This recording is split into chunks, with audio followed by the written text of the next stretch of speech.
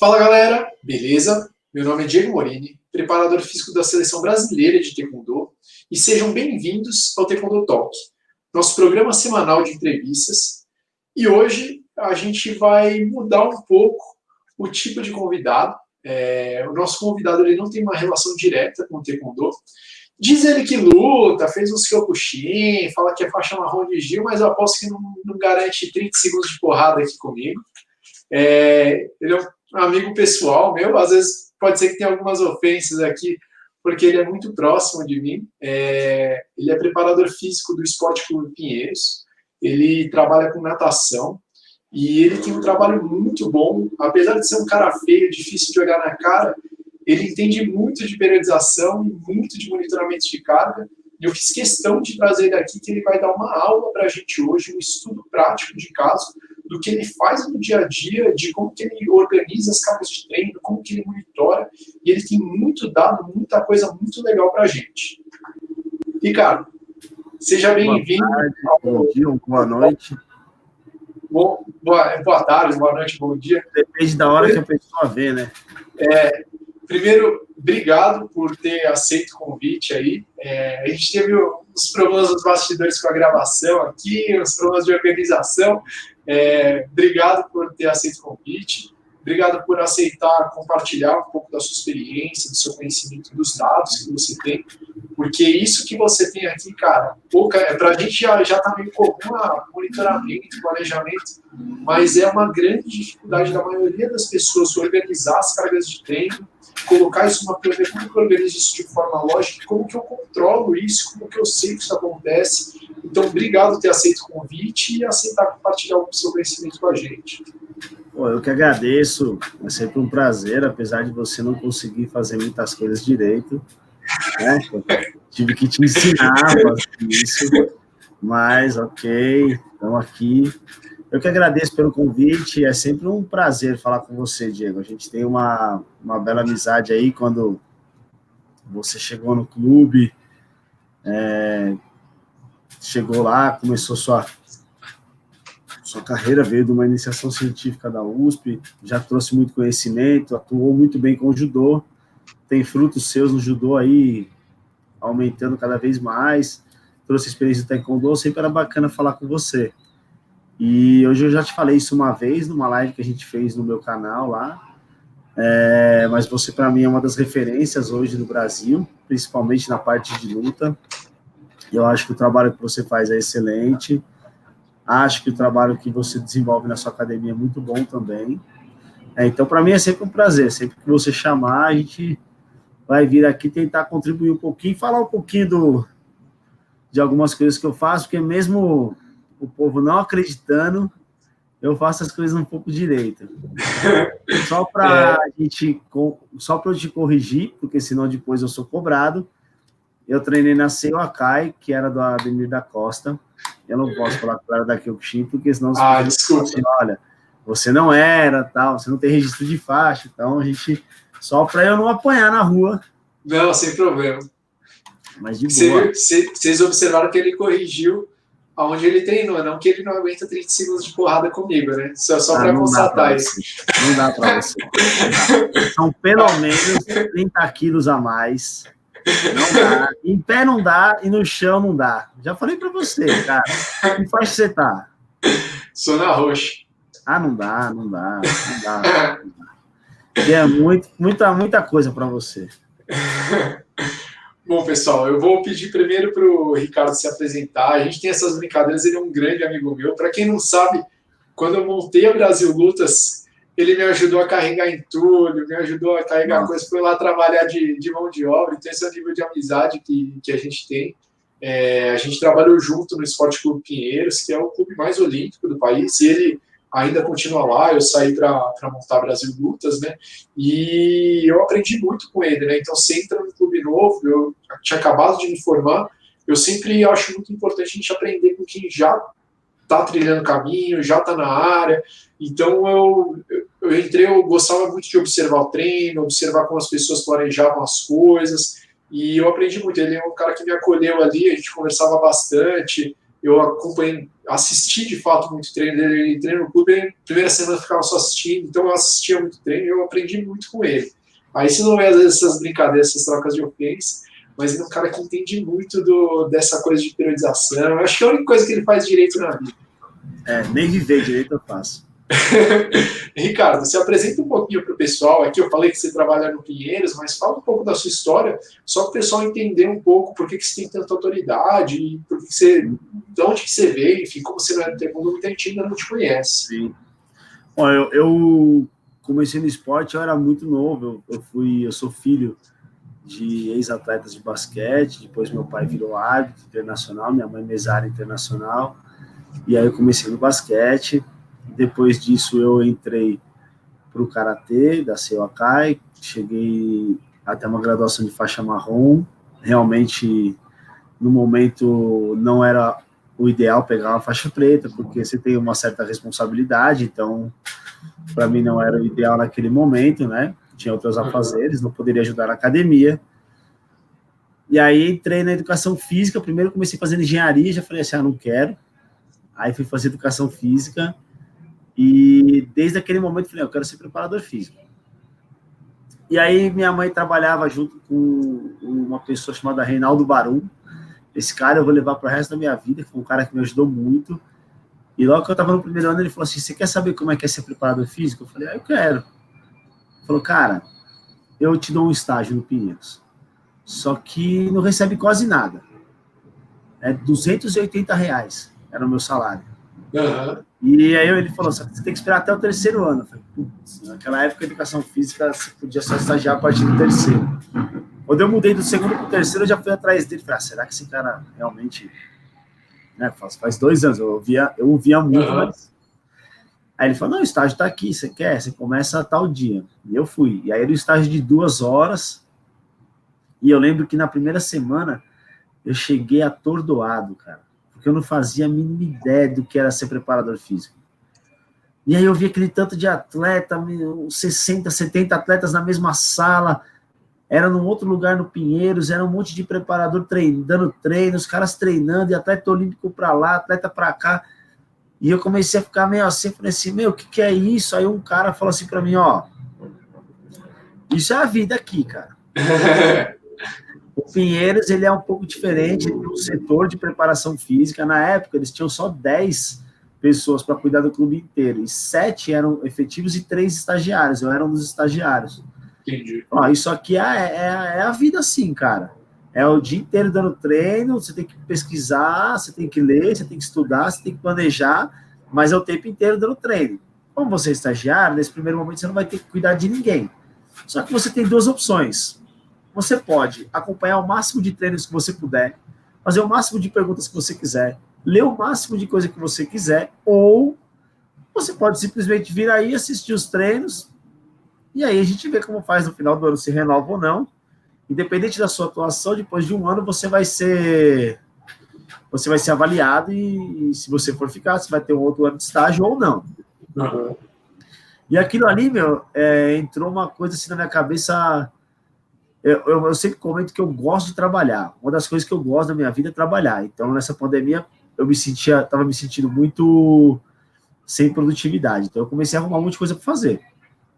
E aí eu falei assim, não pode trabalhar, aqui tem trabalho de monte, e eu vou trabalhar, Então, eu ficava atazanando as pessoas o dia inteiro, cara.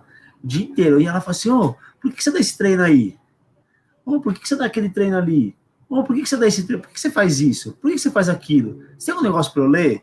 Então, eu fui começando a criar o hábito da leitura, porque na faculdade que eu fiz, eu não criei esse hábito de leitura. Eu não consegui fazer uma iniciação científica com você. Eu não tive essa orientação de como estudar, né? Eu simplesmente fiz os 2 TCCs que eu fiz, entreguei, e eu não tive esse tipo de estímulo. Então, eu fui aprender a estudar e como estudar, o que procurar, como procurar na parte prática. Eu fui no meio de estágio, vai aí, se vira. E aí eu fui tão bem assim que no primeiro semestre acabou, e esse Reinaldo ele falou assim, eu dou treino para umas equipes, e eu queria saber se você tem interesse em dar o treino junto comigo. Eu te falo como planejar, e aí você planeja, você traz para eu ver, e aí a gente vai conversando, e aí você tem o Beto, você tem o Fábio, você tem o Léo, você tem a Cláudia, tinha uma preparadora física lá. E aí ele falou, você vai pegando um pouco de cada um. Ele falou, cara, ele falou assim, eu acredito que uma pessoa se molda de acordo com o que ela quer, com o que ela vê. Então aqui a galera é um pouco mais low profile, essa galera um pouco diferenciada nessa questão de não é uma coisa que o cara vem, os atletas têm medo, ele troca uma ideia, é alto rendimento, cara. Você vai aprender que isso é diferente. Aí eu falei, lógico que eu quero, né? Aí nesse ano aí eu já falei que eu não queria férias. Eu já falei, eu quero ficar aqui, não tem férias para mim, eu vou ficar aqui. E aí eu passei, sei lá, esse 1 ano e meio que acabou de estágio, que era o final do 3º ano e o 4º ano inteiro, tendo cada vez mais equipe para cuidar. E eu comecei a estudar, então eu devorava tudo. E uma coisa que eu sempre gostei muito era a história do treinamento. Entendi. E ainda hoje eu acredito que muito do que a gente faz hoje, o porquê das coisas está lá atrás. Porque, cara, os caras 50 anos atrás, 70 anos atrás já estavam fazendo as coisas, não é possível que esses caras fizeram só de, vou pensar nisso e joga para o atleta fazer. Alguma coisa que o cara estudar. Sim. E aí eu falei assim, eu quero começar a ler esses papers, esses textos de 50, 60 anos atrás, 40, eu quero entender o que os caras pensavam. E aí depois, logicamente, você vinha para os papers mais novos e tudo mais. Claro. E aí eu acabei o ano do 4º ano, eu tinha polo aquático, infantil, eu tinha o handball infantil masculino, tinha o handball cadete masculino, eu tinha o vôlei sub-15, tinha o vôlei sub-16. E eu tinha um basquete também. Eu tinha 6 equipes. E de um estágio de 2, 3 horas, eu ficava 8. Então eu chegava, sei lá, 2 horas da tarde e embora 10 horas da noite. Eu chegava, às vezes, de manhã, não tinha aula na faculdade, eu corria para o clube, chegava lá 10 horas da manhã e ia embora 8 horas. Então, as coisas que as pessoas fizeram na faculdade, eu não fiz. Por exemplo, ter 2 empregos. Ter 3 empregos, eu não tive, porque eu fiquei enfurnado lá dentro. Sim. Isso me gerou uma gama de conhecimento, de entendimento da parte prática muito grande. Né? Ainda hoje, quando eu recebo algum estagiário no Pinheiros, eu acho que eu cheguei a conversar com você, falei, eu não sou nada ortodoxo, vamos dizer assim, eu sou um cara que eu ando de bermudão, eu sou um cara que eu falo uma gíria, eu sou um cara que eu tiro um sarro, na hora de trabalhar a gente é sério, mas não espere que vai chegar aqui e ter um general, assim, um cara, aquele preparador que grita, eu não sou assim, porque eu aprendi assim. E aí acabou meu estágio, eu fui para natação do Corinthians, aí eu fiquei quase 1 ano lá, aí o Corinthians estava num problema de queda, de subida, trocou a presidência, eu saí, dali eu fui fazer uma pós-graduação na USP, lá no ICB, em base metabólica e fisiológica da atividade física, eu queria entender a parte bioquímica do treino. Junto com isso, eu entrei na Unifesp. Um pouquinho depois eu entrei na Unifesp e virei fisiologista do laboratório da Unifesp, fazendo a pós de treinamento esportivo. E aí abriu outro mundo para mim, porque eu estava acostumado com a parte prática, dar treino. E eu cheguei num lugar que os caras testavam, monitoravam, e não tinha muito treino.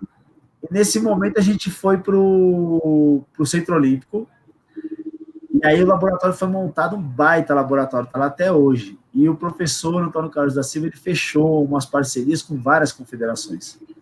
Então, de uma hora para outra, começou a aparecer um monte de atleta para testar, e o Centro Olímpico montou um monte de equipe. Então, aí a gente já conseguiu unir, então nós vamos dar treino e vamos monitorar.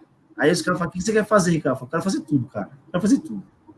Ganhava, acho que, sei lá, pouquíssimo também. Eu quero fazer tudo. Nessa época eu estava dando umas aulas de personal e tinha entrado numa academia, porque para voltar para o esporte de alto rendimento estava difícil. Falei, eu quero fazer tudo. Daí apareceu um convite para eu ir para Metodista. E mesmo um pouquinho antes apareceu um convite para eu ir para o Finasa Osasco, mas é uma categoria de base muito novinha. Falei, putz, eu não me dou muito bem com essas categorias de 10 anos, 11 anos. Então eu vou declinado e vou para Metodista, para a equipe adulta. Aí trabalhei lá 6 meses, foi uma baita experiência. O maior aprendizado que eu sempre tive, assim, além da parte técnica, da parte tática, né? Sempre é o entendimento de como tratar as pessoas, de como você dá treino. Porque tem equipe de um jeito, tem equipe de outro. Você, por exemplo, eu lembro que você trabalhou com o Diogo, né? Sim, sim, sim. Não dá para você dar o mesmo treino, falar do mesmo jeito que você fala, com a sua campeã do mundo para atleta. Uhum. Diferente. Tem gente que tenta fazer isso. E aí eu falo, putz, meu, esse é o maior aprendizado que eu tive. E aí eu continuei estudando, aí acabou meu prazo na Metodista, o Pinheiros me chamou. E eu lembro que eu estava num sábado de carnaval, me preparando para viajar, olhei meu e-mail. Nossa, um e-mail do Murilo. Aí, você pode vir fazer uma entrevista? Eu falei, pô, na hora. Aí na segunda de carnaval eu fui, ele falou assim para mim, ó, pensa, daqui 15 dias você me dá a resposta. Cara, dei na hora. Falei, vamos fazer o seguinte, daqui 15 dias você starta a minha contratação, porque a resposta é agora, eu quero. Aí, como ele ficou tão feliz que ele me mandou uma semana antes trabalhar, falou, meu, dá para você vir uma semana antes? Tô falando muito, né, cara? Não, pode falar, tá legal essa história. As pessoas vão sair do vídeo. Não sai.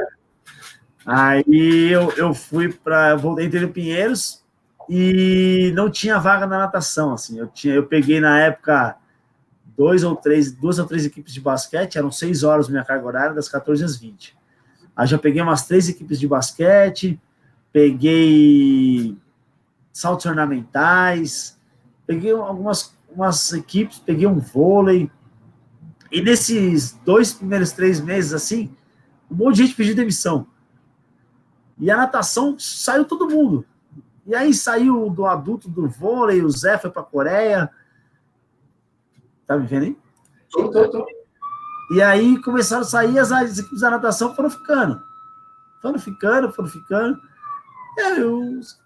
assim, meu, precisamos reformular. E me colocaram no juvenil da natação, uma equipe fortíssima. Eu falei, meu Deus, os moleques são muito fortes, as meninas são muito fortes, o nível técnico da equipe era altíssimo. Aí eu peguei dali o basquete sub-17 já, sub-16. Aí eu já aumentou pro saltos ornamentais adulto, basquete sub-15. Aí eu também fiquei com umas 6, 7 equipes. Aí eu falei, não, vamos aí. E pá, periodizando para todo mundo um diferente do outro. Aí você tinha esporte individual, que era a natação, esporte coletivo, que era o basquete, a forma de diferente. Aí até o chefe na época, que era o Murilo, ele perguntou, meu, você aguenta fazer isso aí? Eu falei, não, pode me dar mais se precisar. Aí nessa mesma época aí, ele falou, ó, meu, vai abrir um horário na manhã, porque a gente vai sair da manhã, eu vou ficar mais na parte de supervisão, e a natação adulta, ela vai abrir. Eu falei, eu não tô nem há 6 meses aqui, né, cara? E natação é um negócio mais complicado, as pessoas precisam ter uma confiança. Eu falei, não, vai vindo aí. Aí eu fui indo, todo dia de manhã eu tava lá. Dava aula de personal e ia pro clube. E aí eu fiz acho que umas horas extras, dava quase 1 ano de hora extra. Eu fui fazendo hora extra, fui lá e chegou lá, oficializaram minha contratação. E nesse primeiro ano aí eu já tinha o Pan-Americano. E eu já peguei uns baita atletas para dar treino, assim. Então eu peguei Flávia Delaroli, Michele Lenhar, voltando de lesão. E aí entrei ajudando no Guilherme Guido, no Gabriel Mangabeira, na Larissa Oliveira, então, na Daniele Paulo. Então eu já peguei uma equipe gigante, assim, gigante, muito forte. Pinheiros era muito forte. Sempre foi. E aí eu falei assim, meu, eu vou fazer minha vida aqui, meu. Eu vou me arrumar, periodizar bem esses caras, ter um bom resultado no PAN. E aí vamos indo e vamos tocando, né? Aí em 2012 teve a Olimpíada, a gente teve uma boa participação. Aí em 2013 eu assumi a natação adulta, de verdade, assim, como preparador titular. E já estava voltando do Mundial de Esportes Aquáticos de Barcelona. E aí, 2014 para 2015, eu já estava cotado para a seleção. Porque a minha equipe já era muito forte, a gente estava tendo ótimos resultados, atleta que não nadava nunca para o melhor, já estava nadando. 2015, a minha equipe era uma equipe assim, absurdamente forte. Eu acho que eu tive o maior número de atletas na delegação olímpica individual da natação. Aí nessa época eu já fui chamado para a seleção de polo aquático feminino, que veio um canadense trabalhar. Eu lembro. Então eu entrei na seleção de polo feminino e entrei na seleção de natação. E aí foi uma baita experiência, porque eu comecei a fazer coisas que eu não podia fazer, que era conhecer os centros de treinamento do mundo. Então a gente foi para a Sierra Nevada, um centro de alto rendimento no topo de uma montanha. Em janeiro só tem neve, então você fica meio confinado. Depois a gente foi para Flagstaff fazer altitude, depois fomos para San Cugat, enfim. E aí minha vida foi desenrolando dentro da natação e do polo. E paralelo a isso, né, algumas pessoas não gostam desse modelo, e eu acredito que funciona. Só que você precisa ter muita responsabilidade e entendimento. Esse esquema de um setor de preparação física do Pinheiros, ele aumentou para 14 preparadores. Você estava nessa leva de aumento. Cara, ali é uma coisa que, para mim, eu acho que o Pinheiros é uma escola de vida, assim, na preparação física. Porque ao mesmo tempo que você vai dar aula, vai dar treino para natação adulta, na sequência você tem um basquete sub-15. Não é o mesmo treino, não é o mesmo objetivo, não é a mesma carga, não é a mesma fala, não é a mesma tratativa. E aí, quando a pessoa fala assim para mim, é só colocar a carga que vai, pô, mas você não monitora nada, você não sabe onde você quer chegar, você não sabe de onde você está saindo, como é que você faz? Como é que você tem entendimento? Quer dizer, eu posso dar o mesmo treino da natação adulta com basquete sub-15? Aí a pessoa fala, não, é diferente, tá? O que é diferente? Como que você faz diferente? Você coloca as cargas como diferente, né? Então, é uma escola muito boa para quem quiser. E nessa época eu também peguei o handball feminino adulto que estava voltando. Então, cara, tinha só equipe adulta e no meio da tarde eu tinha umas equipes de base novinha. Eu falei, não, vamos tocar. E aí hoje eu tô na seleção de natação ainda, desde aquela época. Continuo na natação adulta do Pinheiros. Eu passei para o polo aquático masculino adulto. E eu brinco com o William, que é o preparador que era do masculino. Hoje ele é da seleção da Sérvia e está no Barceloneta. Eu brinco com ele e falo assim, não quero saber de ganhar campeonato italiano, não. Você saiu, eu ganhei 2 ligas. Não quero saber disso. Não quero saber que você ganhou o campeonato italiano, que você foi disputar a Champions. Eu ganhei 2 ligas, mas foi muito legal. Assim, uma experiência nova, porque o masculino é diferente do feminino. Isso é uma outra visão também que as pessoas não entendem. O treino para a mulher é um, o treino para o homem é outro. A fala com o homem é uma, a fala com a mulher é outra. A responsabilidade é a mesma, mas você... o Pinheiros era uma equipe que eu já tinha, o feminino ficou 10, 12 anos sem perder. Uma pancada, e o masculino vinha de 2 derrotas. Então a gente conseguiu o bicampeonato da liga, a gente ganhou os 2, aí ganhou o Paulista. Então, eu até lembro que no primeiro ano com o masculino do polo aquático, a gente perdeu o Paulista numa disputa de pênalti. Aí eu falei assim, nossa, nós perdemos o Paulista. Caraca, e agora? E a gente tinha ficado em terceiro no Open. E aí eu falei, a gente perdeu o Paulista, né? E logo na sequência era a Liga lá no Rio. Eu falei, e agora, cara? A gente perdeu o Paulista. E a gente começou a pensar, nosso emprego tá ameaçado, né? Nós vamos cair, vamos ficar... E a gente deu um baita jogo, jogamos muito naquele dia. Sabe aquele jogo que tudo dá certo? E nada dá certo pros caras? Deu tudo certo pra gente. À noite mesmo, na pré-eleição da noite, que a gente ia jogar de manhã, eu saí da pré-eleição, encontrei a Marina Zablit, que era a capitã do time feminino, falei assim, a gente não perde amanhã. A gente não perde. A gente pode ter um jogo duro, mas a gente não perde. Dessa pré-eleição, a gente não perde. E a gente fez um baita jogo. A gente entrou e ganhou o jogo. E aí, o ano passado, a gente foi para o Open, já chegou na final do Open, perdeu porque jogamos mal, e aí deu tudo certo para os caras e errado para a gente. E aí a gente, no final do ano, ganhou o Paulista e uma semana depois ganhou a Liga de novo. Então a gente conseguiu o bicampeonato aí, que era uma coisa que o Pinheiros não tinha há muitos anos. E o feminino continua ganhando. Quando tá o time completo, tem muita menina que joga na Europa. Mas o feminino é uma coisa muito forte no Pinheiros, né? Então, é isso. E agora eu tô me aventurando aí, eu acabei de receber. Estou até, inclusive, vendo aqui.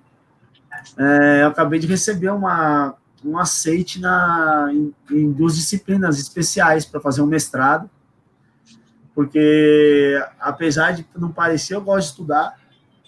Estão aceitando qualquer um agora, e antigamente era mais criterioso, né, cara?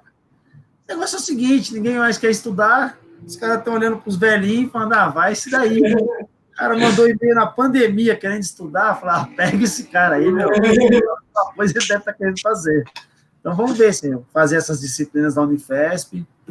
É um mestrado que, para mim, acho que vai agregar muito, principalmente agora eu estou conseguindo fazer mais palestras, mais essas entrevistas como a que eu estou fazendo com você.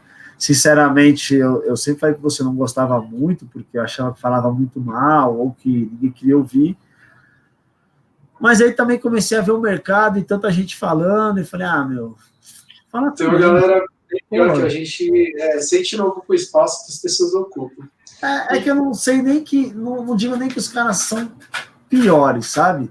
Eu acho que as pessoas não têm o entendimento de uma realidade, assim, do esporte total, sabe? Então, o cara vai ali, que nem eu treino numa academia de jiu-jitsu. Aqueles caras que estão ali treinando comigo, eles são praticantes de atividade física. Eles podem ser atletas de jiu-jitsu? Podem, certeza. Eu posso ser atleta de jiu-jitsu, eu também já competi no jiu-jitsu. Mas eu sou um atleta profissional, eu vivo disso. Eu acordo, tomo meu café da manhã, penso em jiu-jitsu, eu vou treinar, eu saio, almoço, vou treinar. Sabe, eu estou na performance. Isso, existe atleta assim de jiu-jitsu? Existe. Mas eu não sou. Então, às vezes, o cara pega um preparador que nem você dá treino para mim, e aí, eu tenho um atleta de jiu-jitsu, e aí faz uma explanação, uma explicação da periodização, que aí você olha para o conceito e você fala, cara, você está dando treino de personal só. Não é um atleta, entendeu? Eu não sou um atleta, entendeu? Concordo 100% com você. E vamos entrar na pauta aqui principal, senão a gente não entra hoje. Pode falar, né? O Ricardo, então, como vocês puderam ver, tem uma vasta experiência com esporte de alto rendimento, trabalhou com tudo quanto é modalidade coletiva, individual, e eu queria entrar no tema, trazer um conteúdo especial, aproveitar esse conhecimento que ele tem hoje, para ele trazer um estudo de caso. Ele vai fazer uma coisa que eu acho que ninguém aqui que acompanha a gente deve ter visto em qualquer outro canal, em qualquer outro lugar. Ele vai mostrar exatamente o que ele faz no dia a dia dele, tipo modelo de periodização, que tipo de modelo que eu uso, eu faço isso, como que eu monitoro, então é assim que eu planejo, é assim que eu controlo o meu treino, e isso é real, não é que ele viu um livro, não, isso é gente real, atleta de verdade, atleta de altíssimo nível, e ele vai fazer essa gentileza de compartilhar isso com a gente. Então, isso é um conhecimento. E, cara, quantas pessoas têm acesso a esse tipo de coisa? Então, eu queria agradecer de novo, Ricardo, porque você teve que trabalhar de graça ali para poder ter acesso a esse tipo de conhecimento. Ver alguém dando treino, ver alguém planejando o que é uma periodização de verdade, o que é um atleta de verdade. A gente ouviu sua história, a gente viu o sacrifício que você fez para conseguir ter acesso a esse tipo de coisa, porque isso é o que engrandece. Você vê, de fato, uma periodização real, com um atleta real, que resultado que deu, e agora você vai compartilhar isso com a gente. Então, cara, muito obrigado. E eu queria até, não posso começar esse tópico também sem falar, às vezes tem gente, atualmente, você falou que gosta de estudar a história do treinamento esportivo, a história da periodização, porque as pessoas começaram a planejar desse jeito, e hoje a gente monitora, como você falou, tem várias ferramentas de controle de monitoramento de carga, e tem gente que acha, não, é só monitorar a carga, periodizar não precisa, essa coisa, pode rasgar tudo e jogar no lixo, pode. Pode também fazer uma viagem de carro pela América do Sul e rasgar o mapa. Não planejar nada, sair com R$100 no bolso, pode. Não é? Enfim, aí eu quero que você mostre um pouco para a gente, então, o seu estudo de caso real mesmo, a sua periodização. Você vai mostrar que a periodização é um mapa, então o que você pensou e como que você controlou e viu se você estava indo de acordo com esse mapa ou não. Peguei a analogia errada aqui, como que a gente vê isso, como que a gente mescla o monitoramento com a periodização, o planejamento. Aí, enfim, aí se você puder mostrar para a gente aí, acho que está todo mundo bem curioso para ver. Deixa eu fazer o share screen. Tô falando em inglês. Isso era outra coisa que eu também não... Eu era muito chucro, cara. Aí eu falava assim, pô, não precisa falar inglês, não. Aí eu fui trabalhar lá no Centro de Alto Rendimento de Sierra Nevada. Isso é uma coisa muito engraçada, né? E aí eu falei assim, meu, acho que eu preciso dar uma estudada de inglês antes de ir. Porque ajuda senão... também, né? Eu falei, se não, como é que eu vou fazer? E aí, antes disso, no Mundial de Esportes Aquáticos de 2013, eu falei assim, cara, acho que eu vou fazer um intensivão. Na época eu era namorado da Marina e falei assim, meu, me dá umas aulas de inglês aí. Ela me deu, fui lá, consegui me virar na Espanha. E aí, quando eu fui para Serra Nevada, eu fiz a mesma coisa, fiz um meio que intensivão de inglês porque na minha cabeça, não precisa falar inglês, eu sei falar inglês, né? E aí eu tive umas experiências que não foi muito legal. Eu falei, não, preciso chegar em Serra Nevada sabendo falar inglês, porque eu acho que vai acontecer alguma coisa lá. Uma coisa me dizia. Cara, foi sensacional, porque o estudo que eu tive de inglês, mesmo que rápido, eu cheguei num dia, tava a seleção austríaca de mountain bike, a seleção holandesa de remo, a seleção sueca de cross country. Eu falei assim, cara, se eu não soubesse inglês, eu ia ficar, tipo, esperar, olhando os caras treinarem, e aí isso me abriu muitas portas. Então eu conversei com muita gente bacana. A única coisa que eu não consegui fazer foi o ano passado na França, falar francês, mas aí eu tenho o Guido, e ele treinou com o Fred Verneau, falou, ó, pede pros caras aí tal coisa em francês, porque ninguém fala inglês aqui. E aí ele virou um intérprete, que também é uma coisa que eu acho bacana estudar agora. Mas vamos lá.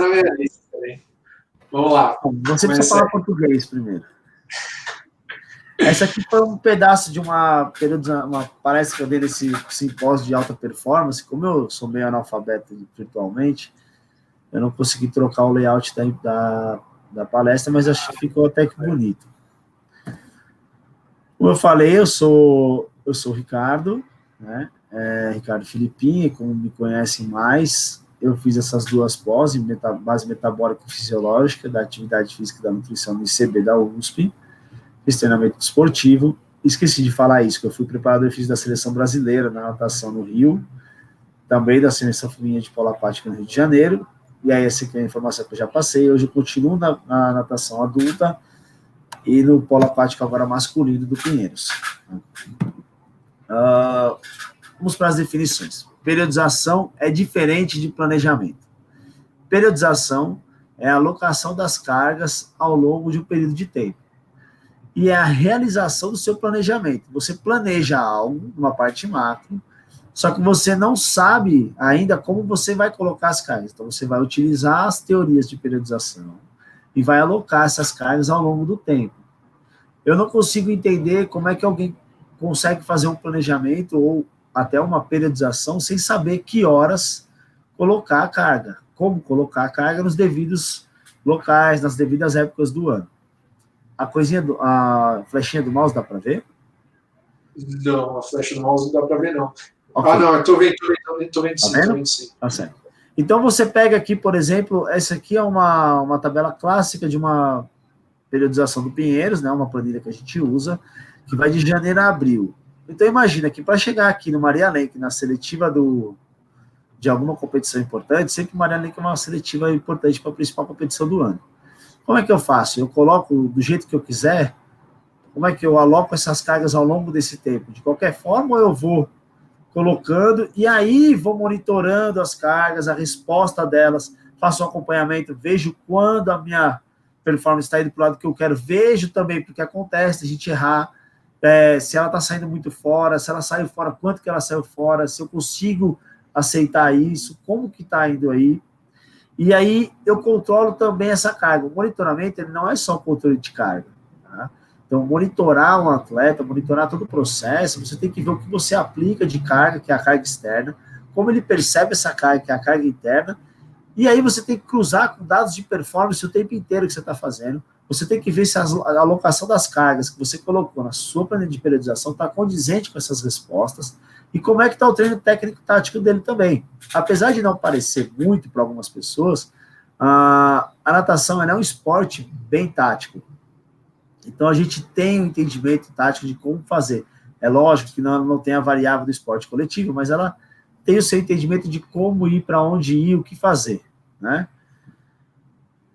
E aí, quando você fala em periodização, você tem diferentes teorias de periodização. Tem diferentes. Isso aqui é um mundo gigantesco. Você tem desde o modelo clássico, que é o primeiro, ou ondulatório. Aí cada pessoa dá um nome, né? Que começou a periodização. E aí você tem outros modelos, como sinos estruturais de Fortese, que nada mais é que uma adaptação do modelo pendular de Arosiev e Karelin. Você tem essa periodização reversa, que hoje diz que a gente tem que começar a trabalhar com cargas mais próximas das competitivas. Você tem um outro modelo ondulatório que vai ondulando o tempo inteiro. Você tem a periodização tática, que foi desenvolvida para o futebol. Você tem um modelo de cargas seletivas, e aí você tem que ver para qual esporte você vai utilizar, não são para todos os esportes. Você tem o modelo de Bompa, que é uma adaptação do clássico. Você tem o modelo de Bordandchuk. Você tem o modelo de estrutural e pendular, e você tem o modelo de Thiene. Então, você tem uma pancada de coisas. E os dois modelos que eu gosto muito e que a gente tenta utilizar a parte teórica da natação, que é o ATR e o bloco. Né? Por que eu falo tudo isso? Porque a gente tem que entender uma coisa. Há 50 anos atrás, praticamente, 60, 70, as pessoas começaram a estudar a forma de periodizar o treino. Como é que você teria um pico de performance, como é que você teria algo que você chegasse no máximo de rendimento, ou até manter um tipo de certo de rendimento. A primeira teoria que a gente vê publicada, com fundamentação, que foi estudada, é esse modelo tradicional de Matveev. E ele já insere alguns conceitos que são importantes para a gente. Ele já traz uma definição de período preparatório, período competitivo e período de transitório, que é o descanso do atleta. O que acontece? No primeiro momento, Matveev faz essa periodização para um pico anual. Depois ele consegue modificar para 2 picos anuais, e aí chega-se até um momento que ele consegue ter 3 picos atuais de performance. Porém, 3 picos de performance nessa metodologia do Matveev é mais difícil. Por que é mais difícil? Essa é uma figura clássica, né? Acho que todos os livros de periodização e todos os estudantes já viram essa figura aqui. Por que é muito difícil? Porque ele tem aqui uma série de questões que são passíveis de crítica, né? Que foram muito criticadas na história do treinamento. Todas as capacidades treinadas, elas têm que ser treinadas ao mesmo tempo nesse modelo de Matveev. Então, ele não tem uma predileção, ele não tem uma seleção do que ele vai treinar de uma forma prioritária. É tudo treinado ao mesmo tempo. A questão que ele coloca aqui, que é muito importante, é que, enquanto ele estiver treinando com volume maior, a intensidade dele é baixa.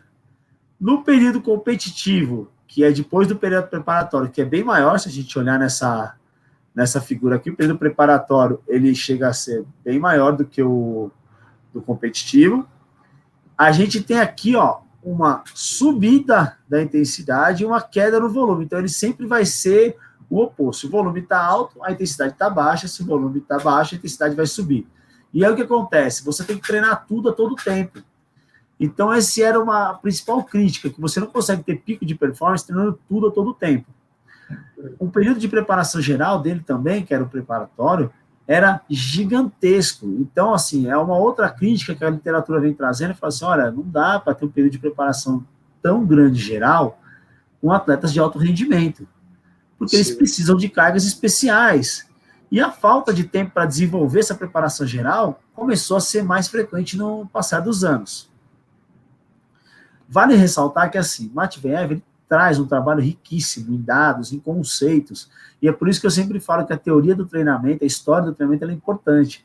Porque se você não entendeu por que esse cara fez isso, por que ele quis fazer isso, por que ele tentou fazer algo assim, você vai realmente achar que, eu não preciso disso. Ou você também não vai entender o porquê que ele quis fazer.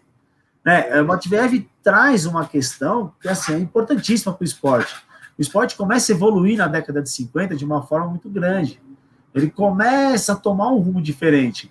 E aí ele fala assim, bom, eu trabalho aqui, eu tenho esses atletas, e em algum momento a competição importante é essa daqui. Aqui ele precisa estar no pico de performance. E na cabeça dele, ele não precisava parar de treinar nada. Ele ia treinando tudo, diminuía o volume, subia a intensidade e tinha o pico de performance dele lá. Para ele, funcionou. Para os atletas dele, funcionaram.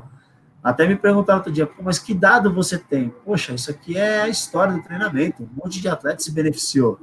Né? Eu não monitorava o treino do Verkhoshansky do Matveev no ano de 50. Mas não é possível que a literatura tão bem difundida e tão bem aceita e aplicada, eu tenha que descartar tudo.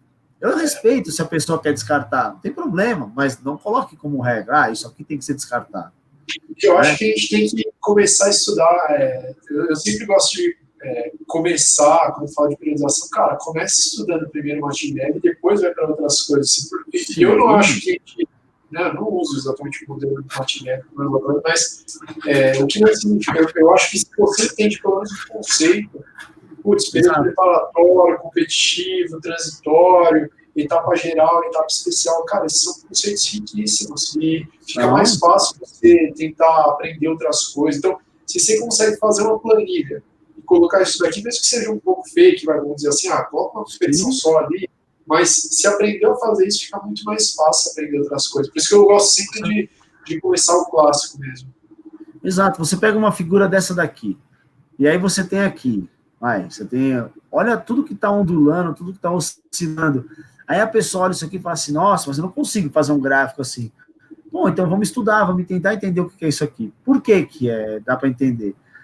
Porque ainda hoje, eu não uso Matveev com os meus atletas, porque são de um alto rendimento, são de uma alta performance.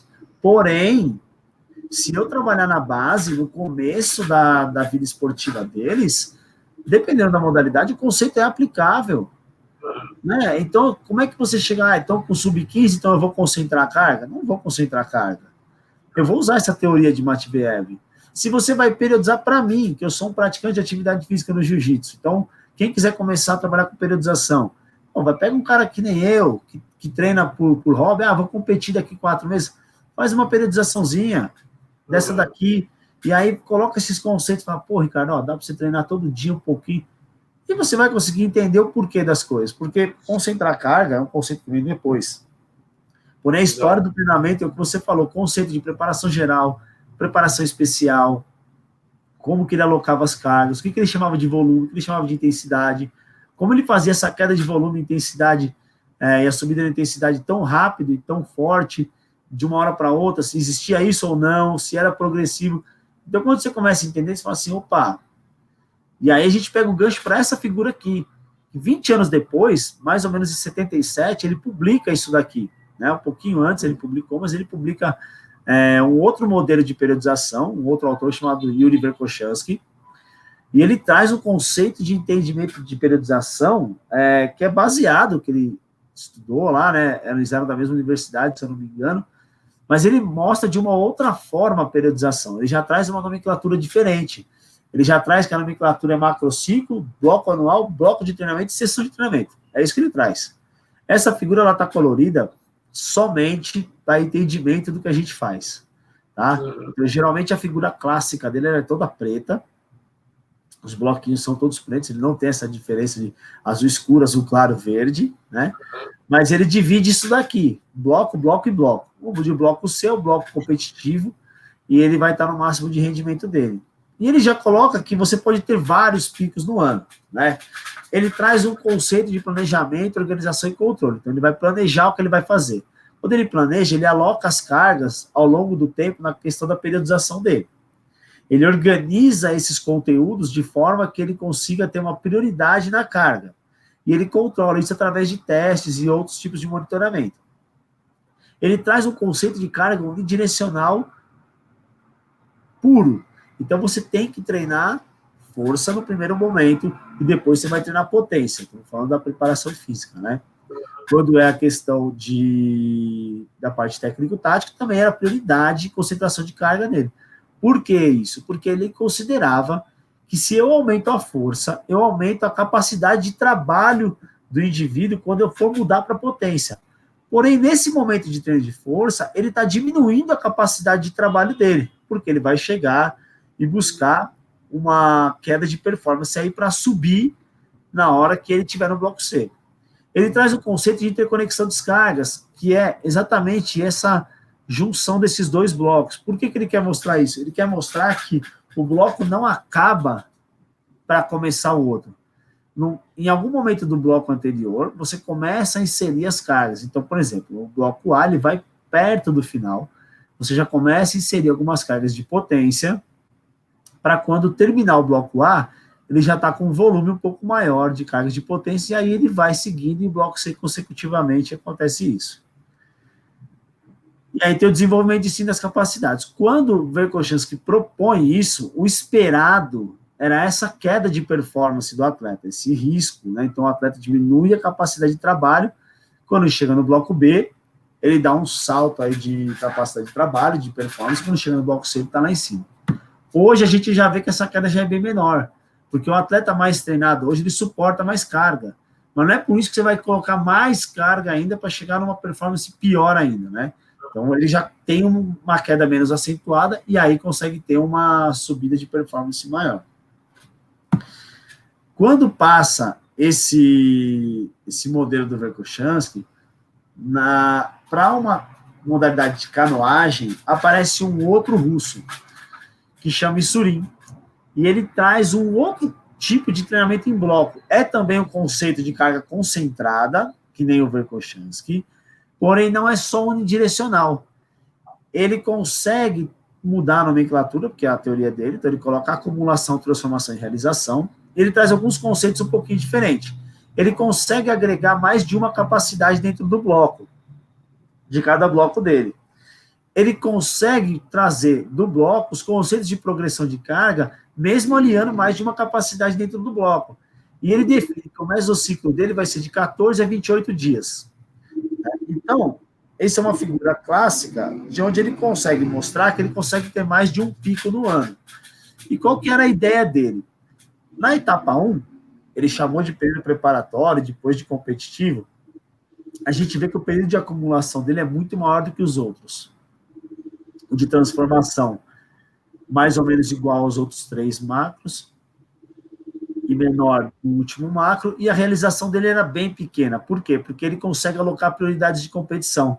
Então ele tem Copa do Inverno, Copa da Primavera, Copa do Mundo, Campeonato Europeu, a gente já vê que ele dá uma importância maior nessa questão da realização, e aí Campeonato Mundial, que era a competição principal dele.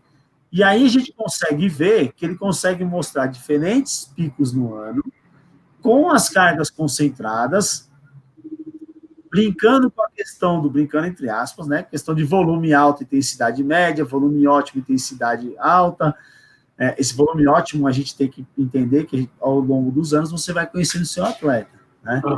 A realização, você já cai o volume, a intensidade continua máxima, e aí você vai programando o seu bloco de acordo com o que você quer para chegar numa competição principal. Então, é um conceito muito bacana. Porém, ele tinha essa questão aqui, né? Ele dava uma ceifada no bloco. Então, o bloco A era de um jeito, aí já mudava para o bloco T, sem essa interconexão gigante das cargas que nem o Verkhoshansky preconizava. Então, você tem 2 modelos de carga concentrada, um unidirecional, o outro que consegue aplicar um pouquinho, juntar as capacidades. Então, ele faz esse quadrinho de princípios e fundamentos, né? Ele mostra que tem que ter um número mínimo de capacidade, não pode ser um número só uma capacidade treinada, também não pode ter muita capacidade.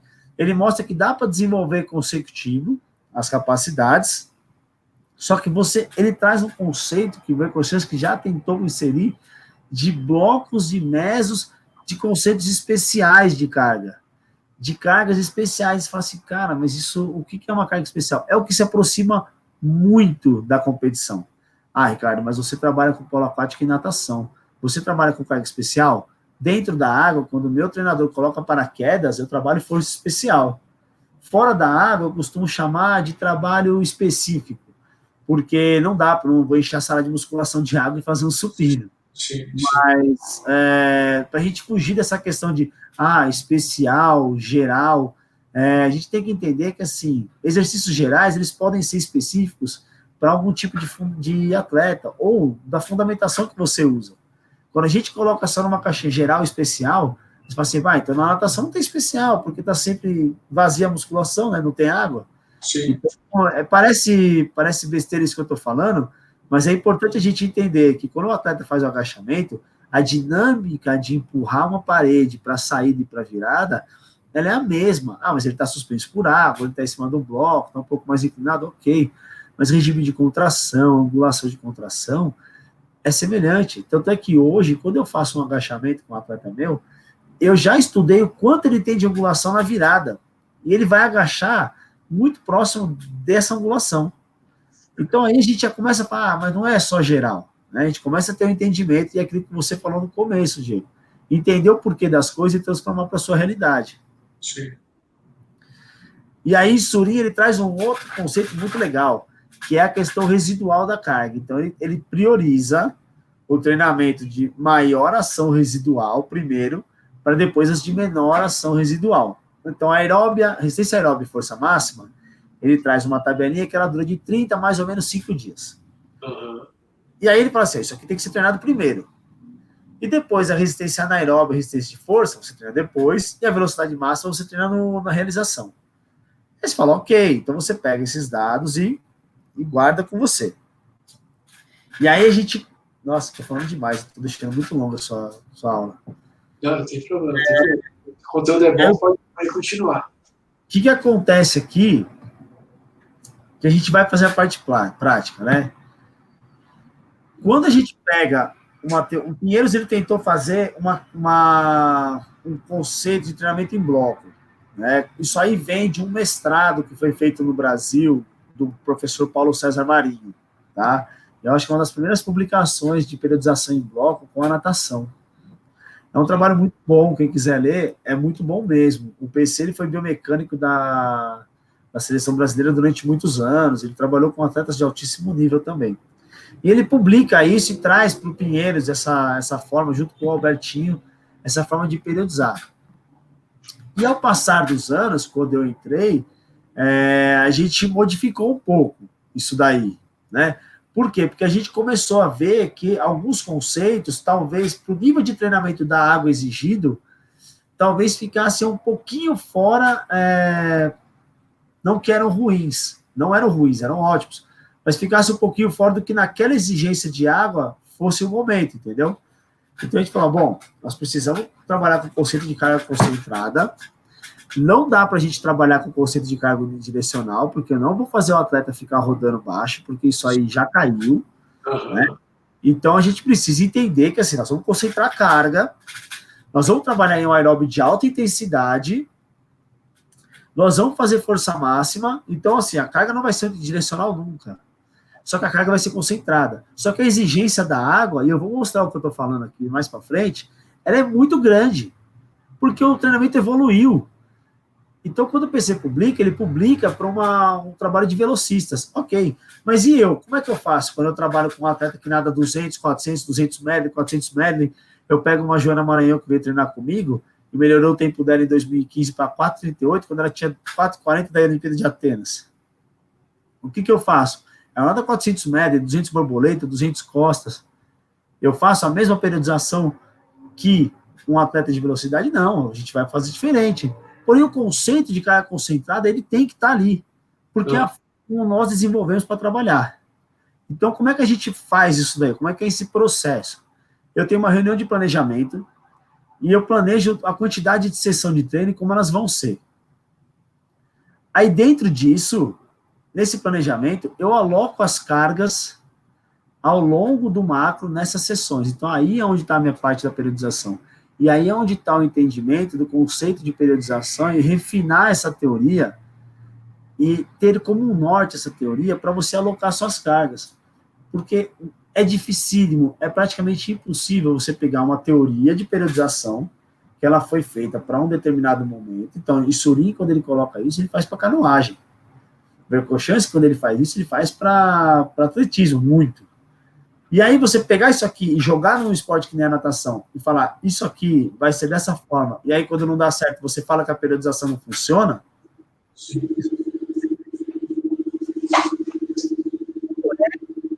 a teoria, então a concentração, bloco unidirecional, tem interconexão de carga, ok, eu posso pegar isso aqui e transformar setor, para o meu esporte, e concentrar a carga na natação, fazer interconexão de carga, trabalhar mais de uma capacidade, diminuir a capacidade de trabalho dele, levando ele próximo de um overreaching funcional, e aí eu tenho aumento de performance, eu consigo, só que eu preciso controlar isso. E eu preciso saber como que eu coloco ao longo do tempo essa carga. Porque se eu não fizer isso, eu coloco qualquer coisa e não sei o que esperar. Exato. Se eu não sei o que esperar, eu não sei se ele vai melhorar. Até quando eu sei o que eu espero, piora, eu consigo mexer e modificar. Eu sabia o que eu queria, mas não alcancei. Eu sabia o que eu queria e eu alcancei. Agora, se eu não sei, se eu não acho que tenho que alocar ao longo do tempo de uma forma correta, de uma forma que melhor funciona para mim, eu ponho o que eu quiser e eu não espero nada e eu falo que eu estou controlando. Eu estou controlando o quê? Eu não sei para onde... Concordo totalmente. Eu vou... Então tá bom, então eu não preciso periodizar, não. Então eu posso colocar a primeira sessão do treino, um trabalho de força máxima. Não, mas aí não é coerente. Tá, mas não é coerente com o quê? Se eu não tenho um direcionamento e uma forma de colocar as cargas, eu posso pôr o que eu quiser. Então, a partir do momento que você fala, não, mas primeiro você tem que treinar tal coisa, opa, então a gente está alocando no tempo alguma carga, certo? Então, primeiro eu trabalho isso aqui, e depois isso aqui, pronto, você periodizou. Com certeza, concordo. Então, alguma teoria tem ali. Não é possível. Então, não, é só porque eu gosto? Não, então não dá. Aí eu venho para o executar, que é executar, eu aplico essas sessões e aplico o teste de performance. Às vezes o treinador ele é meio reticente quanto a teste, né? Então foi um trabalho meio árduo para a gente convencer, porque qual que é o problema aqui, pessoal que trabalha com alto rendimento, ou atleta de base, o que for, ou até pesquisadores, se estiverem vendo essa live, por que treinador é contra teste? Primeiro, porque ele acha que ele vai perder uma sessão. Segundo, ele acha que ele vai machucar. E a terceira grande reclamação é, eu não recebo os dados. Isso daí é... E por que ele não recebe o dado? Porque muitas vezes quem está testando não sabe o que está esperando. Muitas vezes quem está testando não consegue interpretar o dado e levar para o treinador. Não adianta, cara, eu vou mostrar como é que é a minha planilha de teste, eu dar aquilo lá para o treinador e falar assim, lê aí. Cara, ele não vai ler. Ele não vai ler porque é a sua função ler para ele. Você vai fazer o teste e vai sentar com ele e vai falar assim, olha, a gente fez esses testes aqui que a gente programou, você não perdeu uma sessão de teste, de treino para fazer teste, eles não machucaram, e esse é o resultado. Ele quer o resultado. Ele quer saber se o atleta dele está mais forte, mais equilibrado, mais rápido. Ele não quer saber se você vai precisar de mais 10 sessões. Ele fala assim, ele está bem? Ele não está. A gente errou aqui, precisamos fazer assim. Ok. Aí você arca com as consequências. Mas, ele está bem. Está dentro do esperado. Então, você deve ter tido muita essa reclamação. Vou fazer teste? Vou. Não recebo resultado, então não precisa fazer teste. Não é verdade? Você vai fazer o Sterkovitz com o judô. Você mata o atleta. O atleta dificilmente naquele dia à noite tem um treino muito bom. Né? Porque é uma bateria de testes. Um teste que fadiga muito. E aí, no dia seguinte, passa um mês, o técnico fala, e aquele teste lá? Foi bom, viu? Tô com os dados. Não, mas você já tinha que ter dado. Então, essa é a parte da discussão, tá vendo? Discussão e análise de teste. Monitoramento da carga interna e externa. Monitoramento do bem-estar do atleta. E aqui tem N questionários psicométricos. E a recuperação do atleta. Viu como não é só monitorar a carga? Viu como não é só saber o que eu aplico e como ele percebeu? Não é só isso. Tem um monte de coisa. E, por último, você tem que avaliar os dados que você tem, todos. Porque aí você sabe se, estou no caminho certo que eu propus e vou seguir. Ou, realmente você fala assim, deu tudo errado, preciso consertar rapidamente, e aí você busca, dentro da sua teoria de periodização que você usou, o que deu errado. Ou você espera uma coisa para um tipo de trabalho, você tem que saber o que você espera, porque se você não sabe se está errado. Eu tenho que estar mais forte, o atleta faz o teste, ele está mais fraco. Está dentro do esperado ou não? Não sei, eu só apliquei a carga. Eu monitorei, ele está com 5 mil unidades arbitrárias. Você fala, tá aí, o que significa isso? Se você não sabe, 5 mil unidades arbitrárias é alta, alguém nesse momento do vídeo está falando, é muito alta. Vou mostrar uma coisa para vocês que é legal. Então, eu tenho tudo isso aqui. Então, eu recebo primeiramente só essa parte aqui, ó. Essa coloridinha aqui. A1, A2, A3, B1, B2 e T. E aí aqui é uma coisa engraçada. Lembra que lá no Vercochês que tinha A, B e C? E no Issurim tinha acumulação, transformação e realização? O Pinheiros adotou um modelo como bloco A, bloco B e bloco C, né? Ou bloco taper, como eles chamam. E aí, dentro do bloco A, foi criado 3 subblocos. Porque você concentra a carga e vai fazendo uma interconexão em blocos menores, tá vendo? Ó, a maioria são 2 semanas. São 3 subblocos.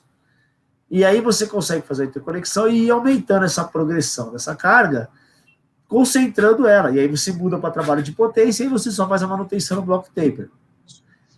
E aí, como a gente fez no bloco A lá, a gente pensou, vamos treinar força máxima e vamos trabalhar a capacidade aeróbia, né? Capacidade aeróbia como? Eu vou rodar? Não, ninguém mais roda. Ah, vou nadar 5 de 1000 em baixa intensidade, não tem isso. É trabalho aeróbio de alta intensidade. Alta intensidade. Às vezes usando até a teoria de treinamento intermitente, onde eu treino uma via para acessar outra. Ah, Ricardo, é fácil fazer isso? Não. É fácil entender como fazer? Também não. Só que se você estuda lá o porquê das coisas aconteceram, você traz para a realidade de hoje, você vê. Hoje a gente tem um material riquíssimo de pesquisa. Então, hoje você tem um monte de coisas que mostram que a intensidade manda no treinamento, muitas vezes. E aí você consegue olhar que o volume naquele tempo atrás mandava no treinamento também. Mas fala assim, pô, teve um cara lá nos anos 50 que trabalhou com volume e intensidade. E teve outros caras que trabalharam só com intensidade, né? O volume dos caras eram meio que eles chamavam de ótimo. Então, pô, eu preciso juntar isso numa teoria e trazer para dentro da minha prática. Aí eu desenvolvo potência, desenvolvo velocidade, até a resistência de velocidade, né? Como a gente viu lá, que é a menos residual, e eu mantenho a minha força. Como é que eu desenvolvo potência para natação na sala de musculação? Usando a teoria de treinamento complexo, onde eu uso alta carga e baixa carga na mesma sessão, numa sequência, por exemplo, um agachamento com um salto vertical. E aí eu já tive um grande embate com isso, quando eu falei que eu usava esse tipo de coisa também para manutenção da força. E aí falaram assim, não, você é louco. Isso não é para manutenção de força, é para desenvolvimento de potência. Eu falei, eu concordo, eu não discordei da pessoa. Então você não pode falar isso. Eu falei, eu posso, sabe por que eu posso falar isso? Porque se eu estou fazendo um agachamento com quase 2 vezes o peso corporal dele, e na sequência ele vai fazer um salto vertical, não é possível, na minha cabeça, né? Que eu vou perder força. Eu estou fazendo um agachamento com 1 vez, 2 vezes o meu peso corporal, cara. É lógico que a prioridade do trabalho, depois de um descanso desse agachamento, que eu for fazer um salto vertical, a prioridade é o desenvolvimento de potência. Todo o trabalho vai ser voltado para o desenvolvimento de potência. Mas ele está agachando com 2 vezes o peso corporal dele. Então, aí, eu não utilizo exercício isolado de força máxima na parte B. Porque eu já estou fazendo no complexo. Eu não perco tempo, entre aspas, eu não desgasto mais o meu atleta para fazer um trabalho isolado se eu estou sendo atendido ali. Então, às vezes, falam assim, pô, mas você, como já falaram, tá errado, você só desenvolve potência. Eu não estou discordando que eu estou desenvolvendo potência. Eu estou concordando com vocês. Porém, eu mantenho a força. Não mantém, então tá bom. Então ele vai perder força agachando com 2 vezes o peso corporal. Quando você coloca essa pergunta, fala, não é assim. Então, se não é assim, ele mantém. Né? E aí você tem no bloco taper, que são 2 semanas, a manutenção das capacidades. E aí as pessoas falam assim, pô, de 2 a 3 semanas você vai perder, porque a 3ª semana é competição. Eu não vou perder, porque na 3ª semana, nessa semana 13 aqui, eu estou finalizando, só que a minha intensidade ela está muito alta. A minha intensidade sempre vai estar alta. Eu continuo fazendo trabalho complexo, com alta carga, e mantenho a intensidade do trabalho de potência. 1 semana antes da competição, aí eu abaixo um pouco a intensidade, e a gente está com uma ênfase muito grande nos tiros de competição, no desenho da prova. Então, essa intensidade, ela vai mandando no meu treinamento. Quando eu chego para a competição, eu estou descansado e acostumado a trabalhar em alta intensidade.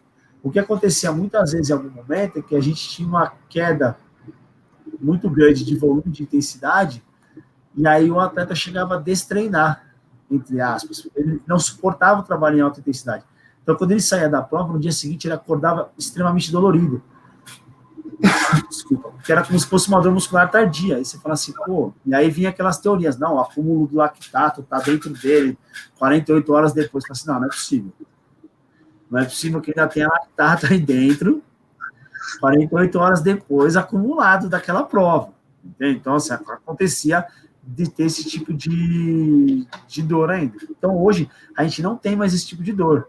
Hoje, a gente consegue nadar 3, 4 provas na mesma competição de uma semana em alta intensidade e alto nível.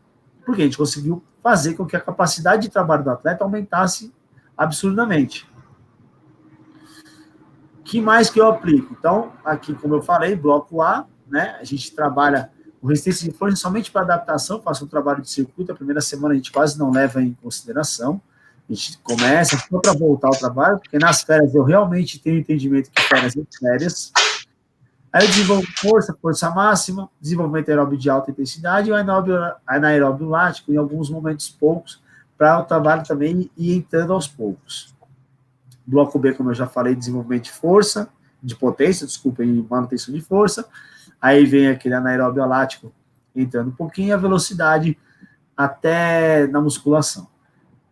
E aí, bloco D para a manutenção de tudo, e como eu falei, o desenho da prova, ela já vem lá de 3 semanas antes. Um pouquinho mais especificado, quando eu coloco aqui gerais específicos, que nem eu falei, maior percentual no bloco A1, onde eu coloco um pouquinho, como eu falei, um pouquinho de circuit training, uns exercícios para a volta do trabalho, da funcionalidade do atleta. E aí no A2 e no A3 já começa a intensificar o treino, muito mais. E aí no B2, isso aqui é mais ele está mais espalhado, né, para a gente entender melhor. Como eu faço a seleção dos exercícios, eu não trabalho com muitas variações, assim. Eu não sou um cara que gosta de ficar inventando na sala de musculação, de pendurar o atleta no teto. Eu acredito que esses exercícios aí, eles são muito bons para eu fazer.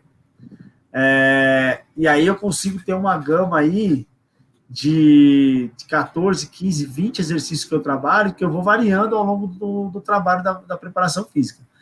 Quando é categoria de base, eu vario muito mais, né? Vario muito mais. Porém, o trabalho de categoria adulta não dá para você ficar variando demais, porque senão você acaba perdendo até um pouco de tempo. Aqui umas explicações práticas que eu tinha falado para você sobre a questão de geral específico. Esse cara aqui é o Guilherme Guido. Aqui a gente estava no Centro de Alto Rendimento de Serra Nevada. Eu e o André Amendoim, que é o técnico dele. Esse é um pedaço da nossa sala de musculação. O Guilherme Guido hoje ele nada para 52,9. É o primeiro brasileiro na história a nadar para baixo de 53 segundos. Esse arco que ele faz aqui de entrada na água, isso aqui é uma foto do Campeonato Mundial, não é o maior arco da minha equipe de nadadores de costas. Eu tenho 3. Não é o maior arco.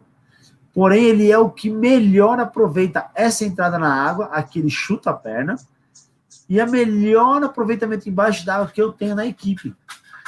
E aí, quando a gente começou a trabalhar junto lá em 2013, 2014, a gente tinha uma ideia, não sei mexer nisso, né? A gente tinha uma ideia muito clara, que a gente conseguia falar assim, olha, vamos tentar aproveitar um pouco mais a saída do Guido, e olha aqui o que a gente fazia para ele. Lá em 2014, quando eu comecei a trabalhar com ele, a gente vai fazer com que ele faça um arco maior, para ele transferir, tentar uma transferência nessa saída. Isso aqui é usual para todo mundo? Não. Isso aqui é fácil fazer? Não. O Guido é um cara, vamos chamar assim, fraco? De jeito nenhum. Ele é um touro. E aí aqui ele está jogando. 100 quilos, 105 quilos para cima, dá uma risada que ele gosta de aparecer em vídeo. E aí toda hora pode reparar que ele faz um arco. Ó. O arco dele é muito maior. Ricardo, não sei se esse arco é tão maior. Olha a diferença para uma atleta de polo aquático, onde eu jogo sentada. Onde eu vou buscar essa barra para frear o exercício dela e trabalhar o meu posterior. Ela começa mais alta que ele. Onde ela vai? Ela vai lá embaixo. Ela vai lá embaixo buscar uma barra. Né? Ela sustenta, descansa. Pode ver que o descanso dela é diferente do Guido. O tempo inteiro que ela joga sentada, onde ela vai buscar essa barra? Lá embaixo, ó. Ela passa até de 90 graus.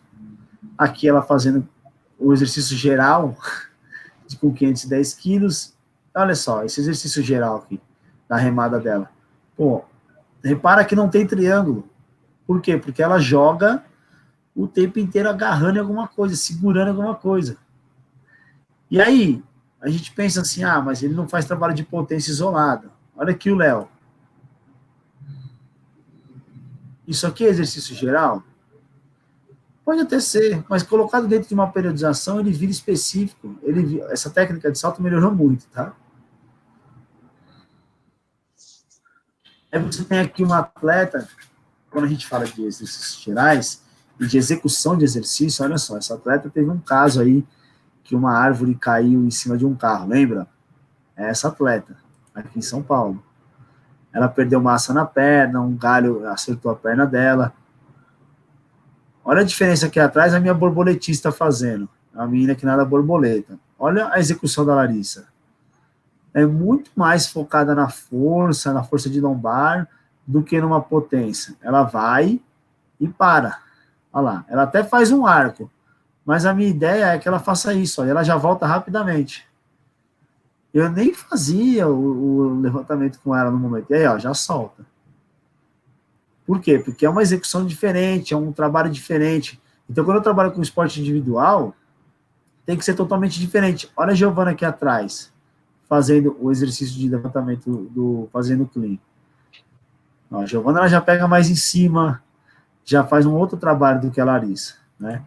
E aí que a gente faz isso daí? A gente chega com a Larissa depois do acidente, treinando ano passado com um agachamento de 100 quilos. Isso aqui é no Sant Cugat, lá em Barcelona. Foi um baita trabalho que a gente fez com ela. Ela veio trabalhando com outro preparador também, o Igor. E a gente conseguiu fazer isso daqui com ela. Super legal. Eu ainda preciso aprender a mexer. E aí você tem outros tipos de exercício, né? Como a Giovana eu falei, a gente faz o salto na caixa lateral, a gente tem a Florência, que é uma nadadora de medley, agachando também um pouquinho mais acima. E a gente tem um atleta aqui que ele é muito forte, porém ele é muito explosivo, só que ele é muito magrinho. E a gente não aumenta a massa muscular dele. Só que ele consegue fazer uns exercícios muito fáceis. Então, o snatch dele é um dos poucos atletas que eu consigo colocar snatch. Porque a frouxidão ligamentar dele, ele não tem quase no ombro. Para nadador é um exercício muito difícil fazer, porque eles têm um perigo de lesão muito grande. E aí, esses exercícios aqui que eu uso são saltos e lançamentos de medicine ball. Tá aí ainda? Tô prestando atenção na aula. Mais um pouquinho? Pode. Agora vamos para a parte de se você não cai, né, filho? Se você não cai, se você cair, me manda um WhatsApp, porque você é meio esquisito. Eu não sei como seus atletas te aguentam. Então, quando eu falo em monitoramento, aquilo que eu falei, eu monitoro o quê? Por que eu faço esse monitoramento? Eu preciso entender o que está acontecendo com o atleta.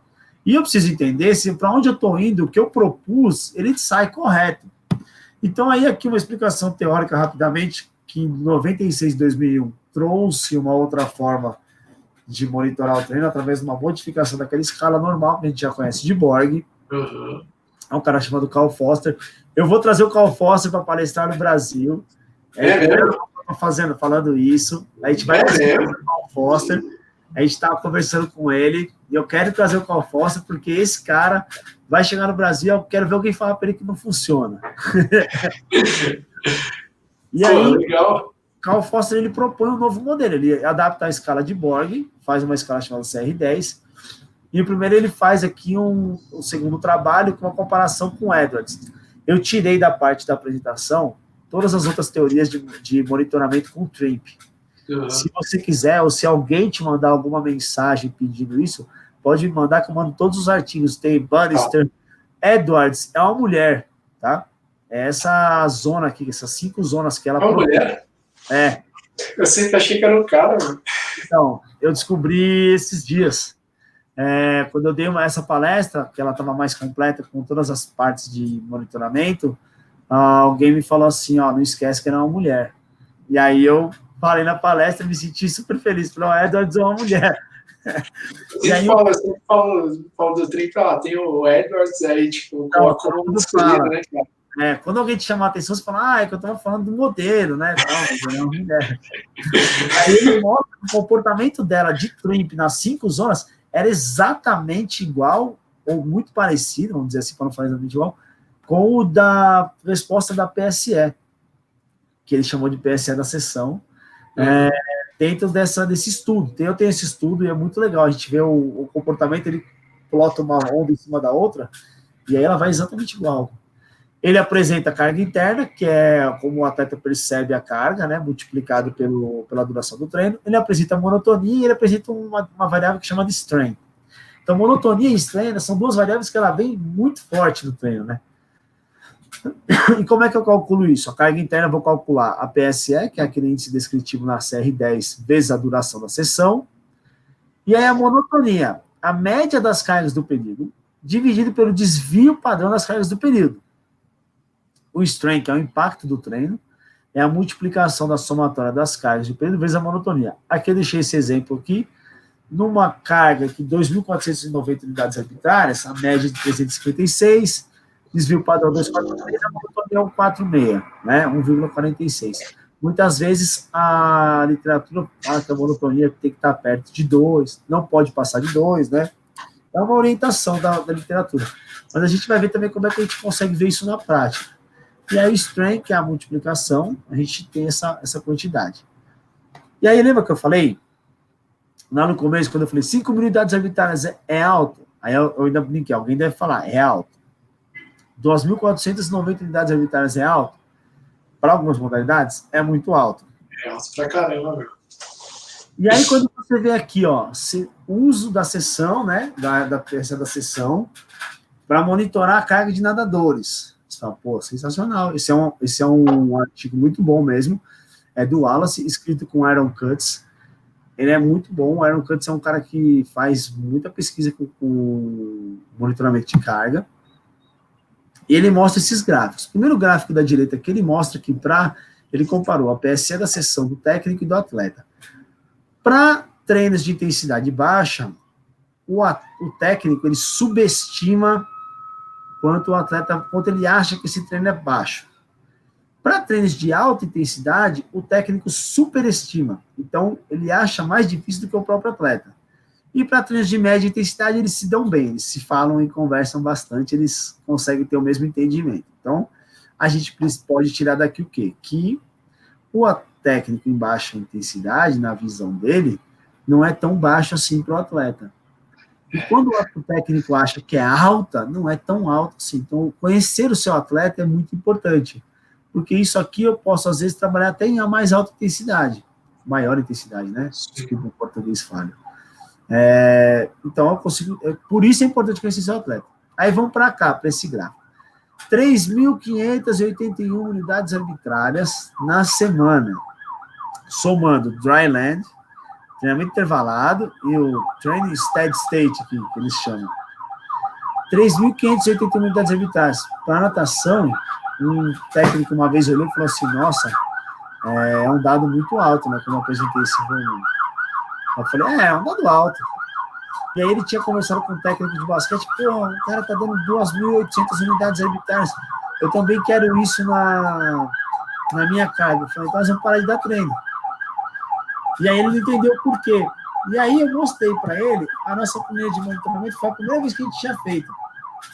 Eu falei, dá uma olhada nisso aqui, cara.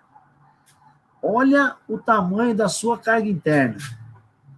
Você tem 9.000 unidades arbitrárias na semana 6 só de treino de água. Essa é a planilha que vai para os treinadores do Pinheiros, tá? É isso aqui que eu apresento, o relatório da semana 9, que é um relatório geral, é a média da equipe, e aí cada um tem o seu individual.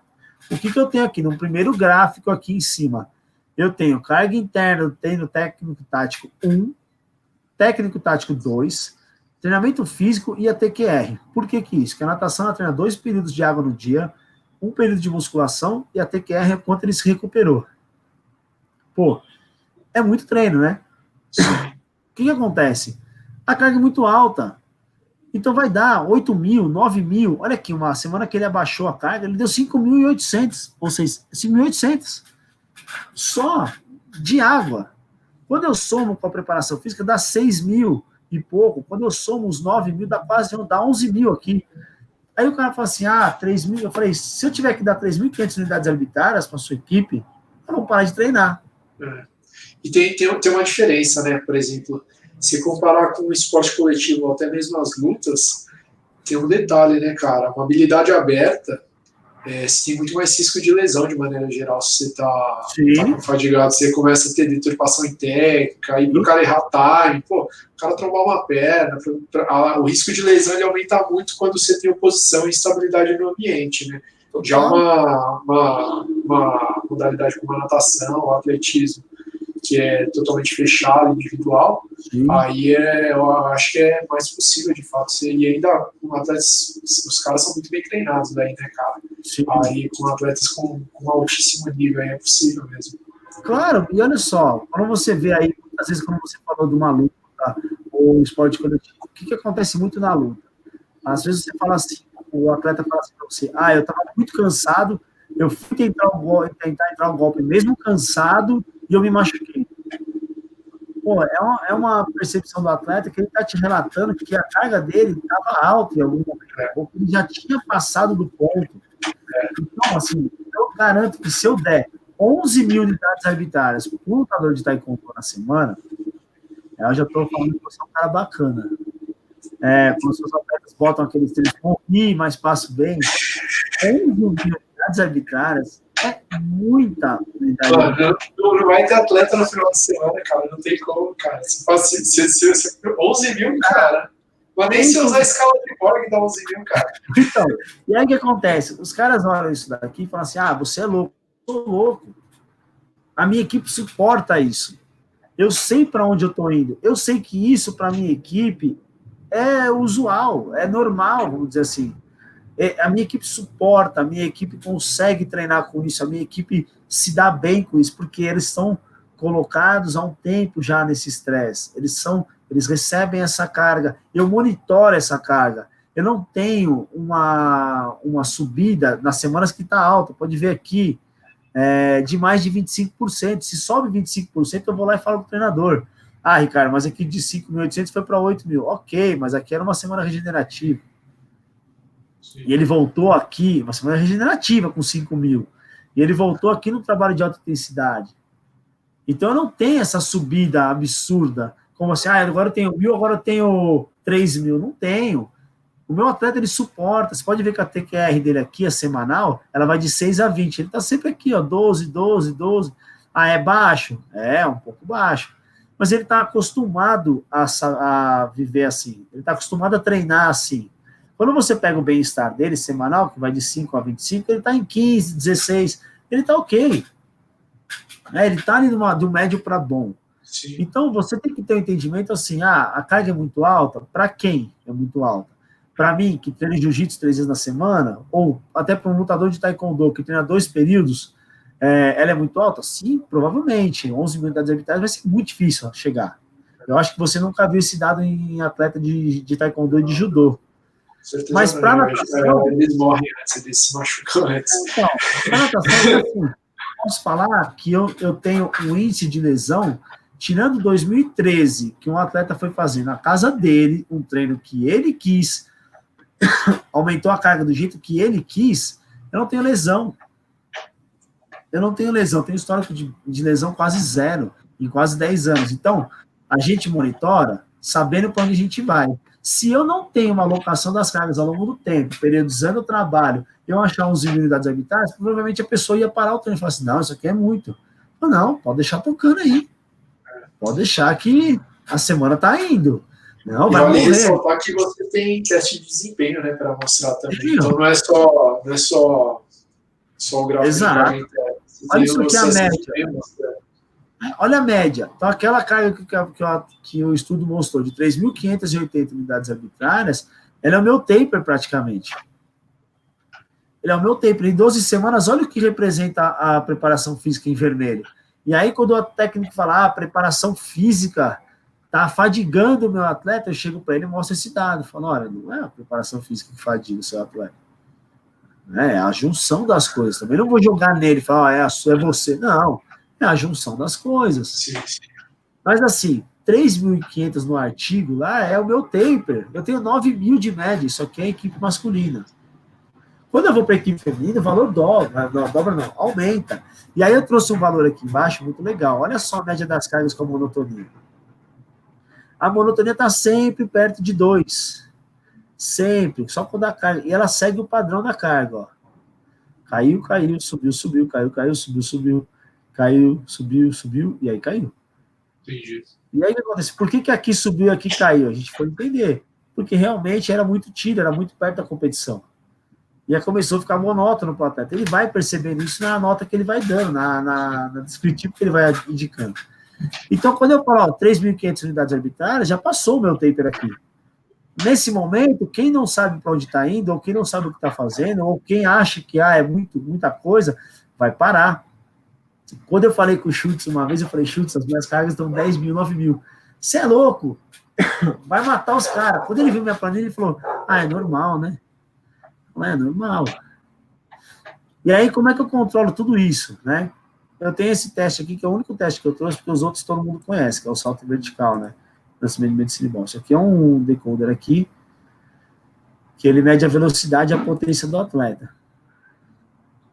É uma barra por vez, e o atleta tem que fazer e acabou.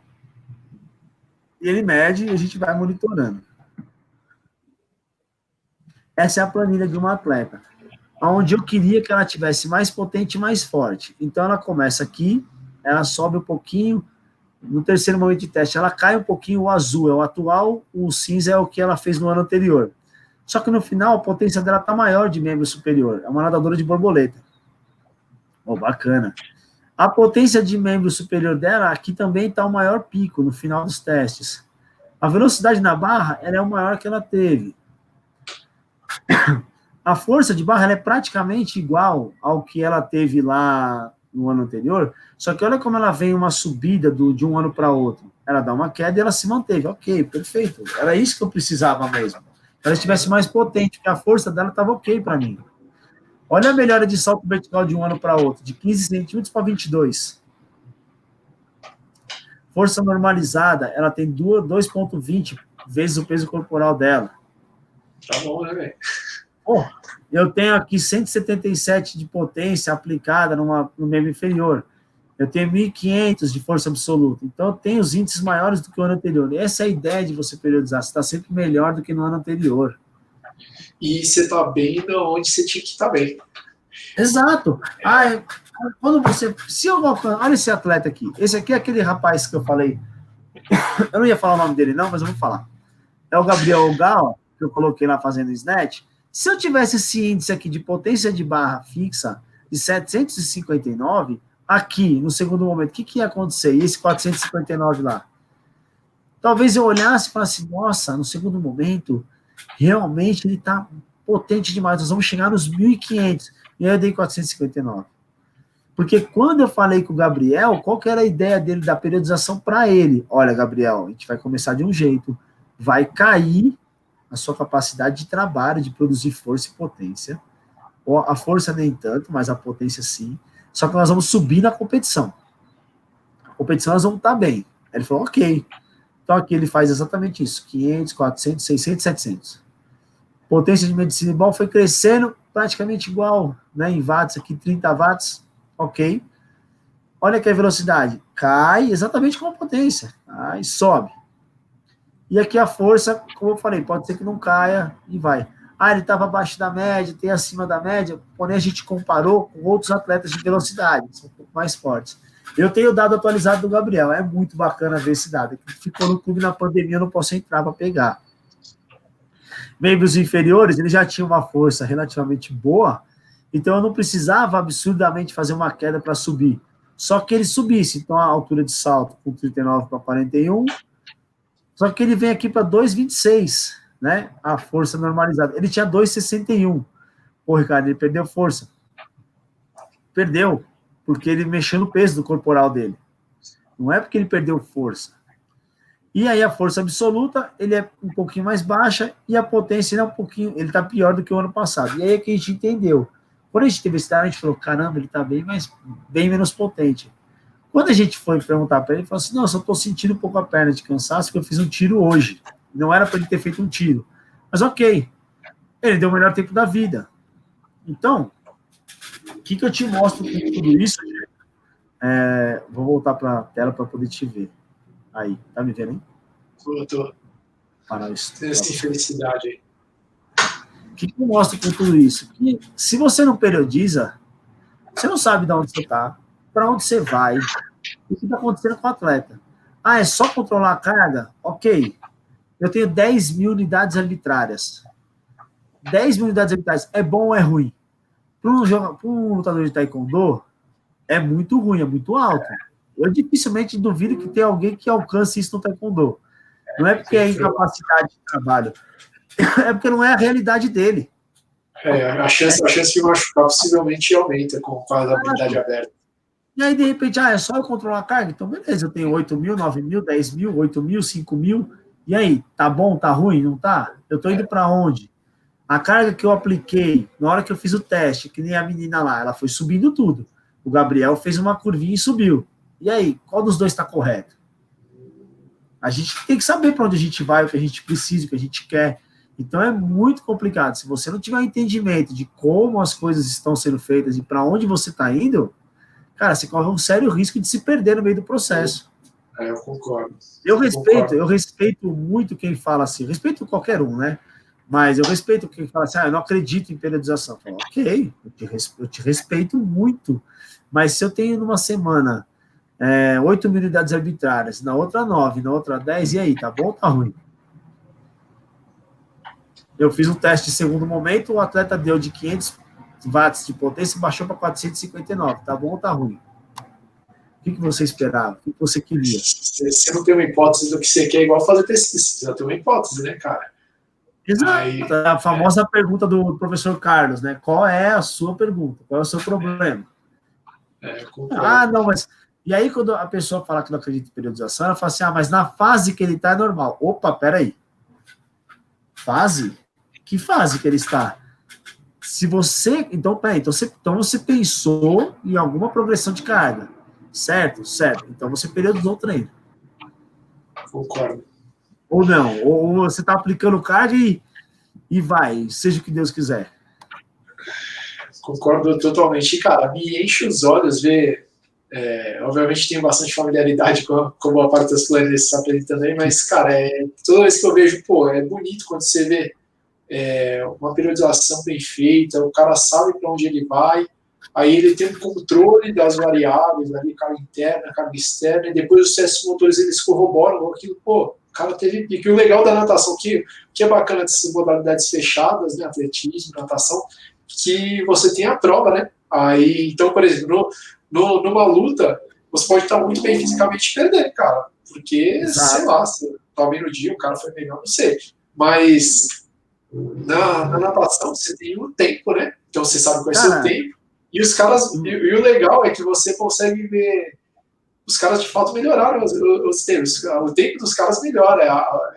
A gente conversa bastante em off aí. E eu vi também sua palestra lá no Unifesp. Você falando do tempo dos caras, melhora. Que para natação é bem expressiva, sabe? E é impressionante. Ou seja, eu peguei o modelo de periodização pico na hora que tinha que dar o pico. Caramba, que surpresa, né, cara? Engraçado, eu não coloquei esse dado, porque eu não ia falar esse dado, mas já que você puxou o assunto, eu tenho uma atleta que ela chegou para mim recuperando de um overtraining. Overtraining, atleta nova, recuperando de um overtraining. Ela chegou em 2016. Aí eu falei assim, sentei com ela numa sala e falei assim, eu não te garanto o melhor tempo da sua vida nessa competição. Se você veio para cá esse ano esperando isso, você já tira da sua cabeça. Ou você já me chama de louco, fala que eu sou um idiota, o que você quiser. O ano que vem eu também dificilmente vou te prometer o melhor tempo da sua vida. Mas no final do ano que vem, eu acho que a gente já vai começar aí bem, aí falei, 2018 e 2019 a gente vai brigar. A gente foi para 2016, ela fez a seletiva olímpica.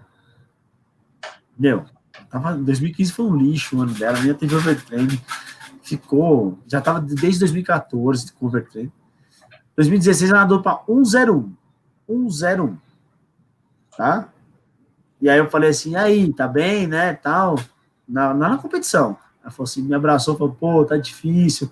Eu falei, calma, lembra que eu te falei? Nós vamos ter calma. Nós vamos ter calma, porque nós vamos conseguir alguma coisa. Não sei o quê, mas nós vamos conseguir. No final do ano, ela já nadou para esse 1,01, quase 1,0. Mas falou, opa, 1,0 aí, já vamos começar a incomodar todo mundo, porque ela é um talento. Ela é talentosa. E ela veio na base estourando todo mundo. Então, assim, opa, essa menina vai. Quando deu 2018, a gente falou assim, ó, essa menina vai nadar para tanto. Saiu o índice olímpico, era 57,92. A gente falou, não dá para dar um salto de 1,10 para 57, que a gente vai arrebentar com a vida dela de novo. Então, o que nós vamos fazer? Nós vamos fazer tudo para que em 2018 ela nade para 59. Qualquer 59. Qualquer. 59,99 é 59,00 é 59. Qualquer. A gente precisava quebrar a barreira do 1,0, que é uma barreira para borboletista chata, que ela não cai direito. Então, beleza. Então, vamos fazer uma periodização. Qual que é a nossa ideia? Só para você entender. Se eu nadar uma vez para 59 e nunca mais nadar para 59, eu não tenho 59. Eu nadar uma vez para 59 e eu repetir o tempo, aí, ok, tá dentro de mim esse 59, é meu, né? Isso é uma coisa que a gente pensa, assim. Então, ó, no Maria Lenk, em abril, ela tem que nadar para 59. Ela nadou para 59,88. A gente falou, meu, objetivo atingido. Primeiro. Agora nós vamos preparar essa menina para fazer. Era sul-americano e acho que alguma outra competição do Exército, toda vez 59. Esse ano ela vai baixar para 59 toda vez. Ah, vamos tentar 58? Não. Ela não vai aguentar. Vamos fazer 59 mais vezes, para o corpo dela acostumar. Só que para isso não vai dar para ser a mesma carga aplicada que foi para o Maria Lenk. Porque senão não vai dar certo. Então vamos reformular o treinamento, vamos periodizar. Ela bateu mais 3 vezes 59. Perfeito. 2019. Nós precisamos nadar para 58 para ter alguma chance de buscar o índice olímpico, que era esse ano. Aí, como é que nós vamos periodizar ela? Ó, então, agora, nesse momento aqui, que era igual ao ano passado, na mesma época, ela não pode estar igual, ela tem que estar melhor em alguma coisa. Ela nadou para 59 e 58. 58 e 58. Então, ela veio de 1,1 em 2016, 1,0 em 2017, 59 em 2018 e 58 em 2019. E vou te falar, na época que ela dava 1,1, quando a gente fazia tomada de tempo aqui no Pinheiros, aqui 1,0, ela deu 59 esse ano. A gente estava no caminho certinho para fazer o índice olímpico. Se ela ia fazer ou não... Ninguém sabe, só dá para saber. Mas se você perguntar para mim se eu confiava, eu tinha plena confiança que eu falava assim, ela vai fazer, e a gente ainda tinha especificado um tempo abaixo do índice, assim, ela vai fazer tanto. Porque pelo que ela veio demonstrando, essa evolução das cargas, do comportamento dos testes, do monitoramento, de suportar a carga, ao longo dos anos, porra, essa menina tinha plenas condições de fazer. Ah, teve a pandemia? Ok, estamos treinando até agora. Me mandou mensagem ontem, estamos treinando. Vamos tentar buscar lá. Um ano parado é mais difícil. Mas vamos tentar. Então aí você fala para mim, periodização não funciona? Porra. Com tanto dado é difícil também, né? Reza, fiquei rezando na borda da piscina para nada. Nada. Cara, a gente passou só um pouquinho do nosso tempo, mas estava muito bom o seu conteúdo. Eu vou abrir, se você quer divulgar um pouco suas redes, fazer algum tipo de divulgação, dar uma palavra final aí. Cara, eu sou um cara muito ruim ainda de rede social, né? Eu tenho a rede social que eu estou começando a mexer agora, que é meu Instagram profissional, que ele é Filipin_Trainer. Facebook eu tenho muita dificuldade de mexer, porque eu não entendo, mas eu vou começar a melhorar. E aí eu tenho uns projetos que estão começando com rede social, porque eu sou muito ruim. Como eu falei para você antes, na questão de palestra, eu era meio chucro, eu falava, mas isso aqui não funciona. Só que é uma forma de eu divulgar muito o meu trabalho. E atingir bem mais pessoas. E as pessoas também veem que, assim, apesar de eu ter 38 anos, cara, eu tenho alguma coisa eu fiz nesse esporte. Então, assim, quem quiser lá no Filipim_Trader pode entrar lá no Instagram. O meu Facebook é Ricardo Filipim, só que não tem quase nada lá, então no Instagram é mais fácil falar comigo. E agora eu vou começar a produzir os conteúdos de vídeo, fiz até um logo. Legal. Então tá lá, já tem uns vídeos dos atletas treinando, vou começar a fazer umas postagens lá. Mas é isso aí. O meu e-mail é ricardo.filipim@outlook.com. Quem quiser me mandar, fica à vontade. Está aqui. Bom, vou deixar o link pro Instagram dele aqui, o e-mail dele aqui embaixo, aqui na descrição da minha. Ricardo, eu vou só fazer a finalização aqui, então, hein? Primeiro, muito obrigado, de verdade, foi um ótimo conteúdo que você mostrou. Isso que você mostrou aqui, cara, quando eu estava na faculdade, eu ia adorar ter visto uma periodização de verdade, um monitoramento de verdade. Legal, né? Tipo, 2 no treino. Então, eu não sei se o público tem noção do valor do que você está passando, mas eu, quando estava na faculdade, ia adorar ter esse tipo de oportunidade. Você está divulgando, disponibilizando isso, cara, muito legal da sua parte. Parabéns mesmo e só agradecer aí. Pô, valeu, cara. Eu que agradeço sempre a oportunidade de falar. Agora eu tô gostando mais de falar. Eu agradeço a oportunidade, agradeço a sua lembrança. Como já falei, vou ficar rasgando cedo toda hora, senão você fica muito se achando. Eu que agradeço aí, ó, tenho você como uma referência, você e a Paula. A gente tem que começar a divulgar mais o nosso trabalho. As pessoas que estão no esporte, elas precisam começar a conhecer mais a gente, porque a gente tem conteúdo, a gente tem ensino, a gente tem conhecimento, a gente tem trabalho feito, e é a ordem natural das coisas. As pessoas vão passando e a gente tem que aproveitar.